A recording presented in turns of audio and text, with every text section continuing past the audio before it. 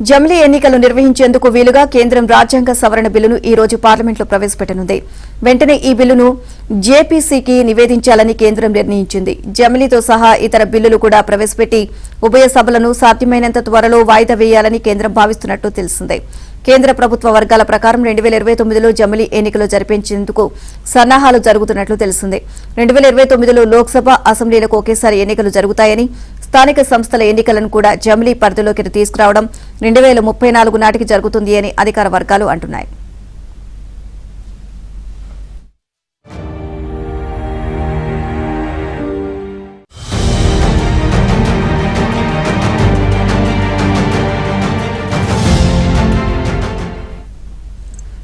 జమిలీ ఎన్నికలకు ప్రధాన అడ్డంకులను కూడా ప్రభుత్వం పరిశీలిస్తోంది. వివిధ రాజకీయ పార్టీలను ఒప్పించి రాజ్యాంగ సవరణలను సాఫీగా జరిగేలా చూడడం ప్రధానమైంది. అలాగే జనాభా లెక్కల సేకరణ, నియోజకవర్గాల పునర్విభజన కూడా ఈలోపు పూర్తి చేయాల్సి ఉంటుంది. వచ్చే ఏడాది జనాభా లెక్కల సేకరణను 2027 నాటికి, నియోజకవర్గాల పునర్విభజన, మహిళా రిజర్వేషన్ అమలు చేసే నియోజకవర్గాల గుర్తింపును పూర్తి చేయాలని ప్రభుత్వం భావిస్తోంది.